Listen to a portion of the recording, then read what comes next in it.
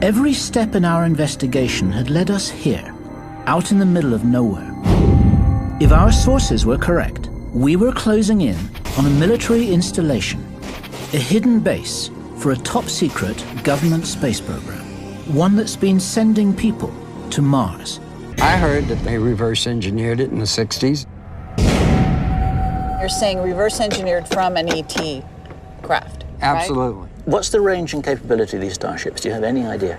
They can do anything they want. You know, if you got ET technology, it would be pretty quick and pretty fast. The whole reason for the cover-up is economics. It's money. If you don't have to pay for fuel, then the world changes dramatically. The banks live off of oil and gas. So they're just protecting their own interests? They're protecting the banks, and banks run the world.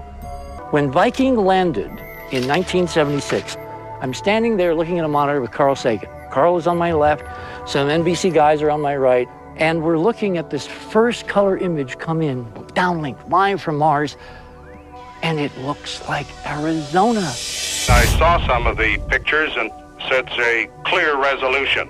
Well, Mr. President, right now, all we're seeing is a landscape with maybe blue sky in the distance. Then, a few hours later, the head guys sent technicians around to tweak the red knobs on all the monitors in the entire lab. Certain individuals have the political power to keep all of us in the dark about our heritage.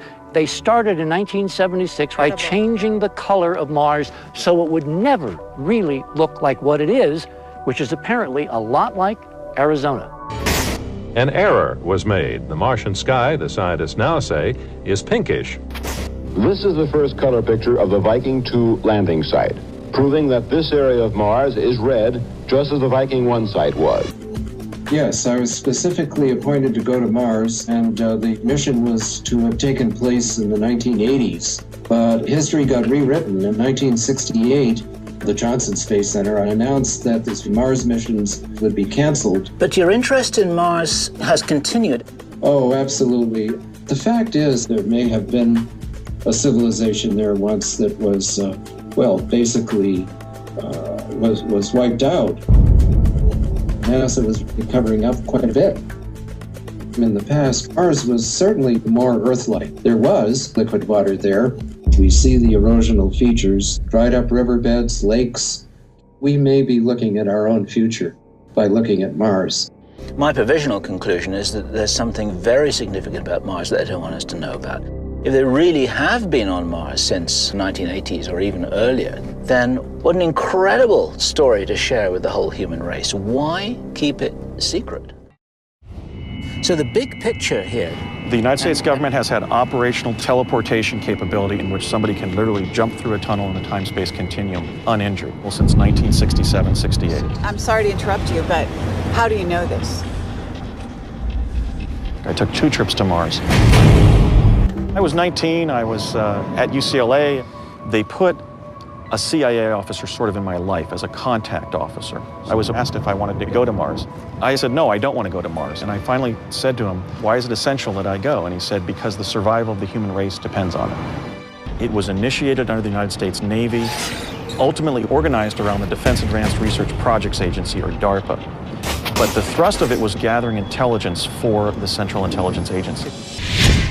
There has been an extraterrestrial presence on Mars for 100,000 years, for God's sake. Why do you want to tell us this? It's got to be brought out. The mass of people out there need to know what this is all about. There is a major ongoing facility on Mars right now. What can you tell us about that? There's a space facility which Mariner 9 photographed on the equator years and years ago, which NASA released accidentally, but then they denied they ever took the picture.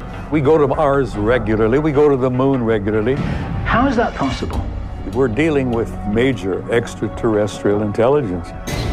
We have science that we use every day that's over 100 years beyond what establishment science has any idea about.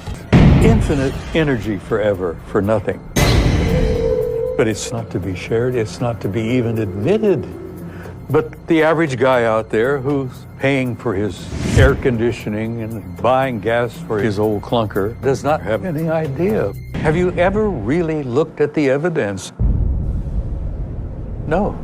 There's a shadow government. It has its own army, its own air force, its own navy that is totally separate and beyond everything that goes on in Washington.